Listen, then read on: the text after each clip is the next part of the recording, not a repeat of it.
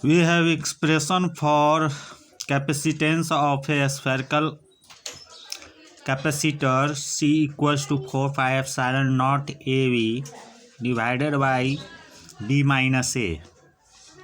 From above result, it is clear that as B tends to infinity, equation 1 gives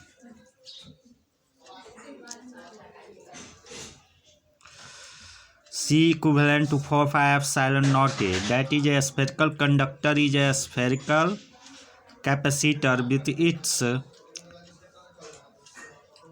other plate of infinite radius. We have C equals to 1 by 4 pi epsilon naught into 1 by A minus 1 by B. When B tends to infinity, C equals to 1 by 4 pi epsilon naught 1 by A 4 pi epsilon naught A. Second, if A and B becomes very large such that B minus A equals to D finite and very small, then equation 1 reduces to C equals to 4 pi epsilon naught AB by B minus A equals to 4 pi epsilon naught A square by D equals to epsilon naught 4 pi A square by D equals to epsilon naught 4 pi B square by D, or C equivalent to epsilon naught A by D. That is, a spherical capacitor behaves as a parallel plate capacitor if its spherical surfaces have very large radius and are close to each other. Second, the outer sphere is given charge and inner is earthed. In this condition is shown in the figure. As the sphere A, which is inner sphere, is earthed, hence VA equals to 0. That is, potential on A will be 0 because it is earthed.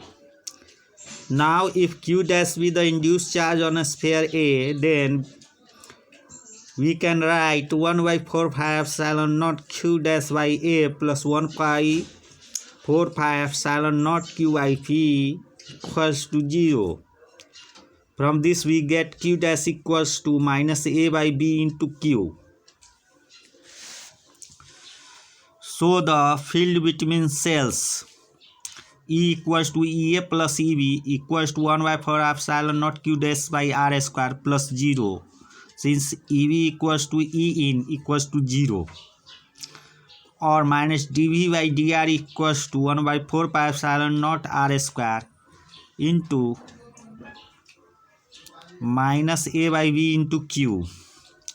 This implies integration VA to VB dV equals to QA by 4 pi epsilon naught integration A to B dr by R square equals to QA by 4 pi epsilon naught B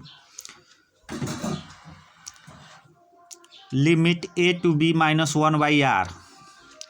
This implies VB minus BA equals to QA by 4 pi epsilon naught B into under bracket 1 by A minus 1 by B. This means delta V equals to QA by 4 pi epsilon naught into B minus A by AB equals to Q into B minus A by 4 pi epsilon naught B square. Hence capacitance C dash equals to Q by delta V equals to 4 pi epsilon naught B square by B minus A equals to B by A into 4 pi epsilon naught B by B minus A. This implies C dash equals to B by A into C. C is given by equation 1. Hence C dash is greater than C as B is greater than A. From above it is clear that 1. The system is not a capacitor because Q dash is not equal to minus Q, but Q dash equals to minus A by B into Q. That is, QA equals to QB. Second, as C dash equals to 4 pi epsilon naught B square by B minus A equals to 4 pi epsilon naught AB by B minus A plus 4 pi epsilon naught B, or C dash equals to CAB plus CB.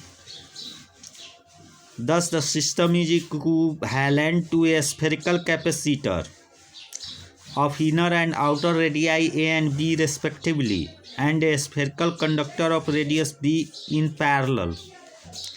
Note, the system is capacitor only when the facing surfaces have charge equal in magnitude and opposite in nature, and if it does not happen, the system still have capacity or capacitance but will not be called capacitor.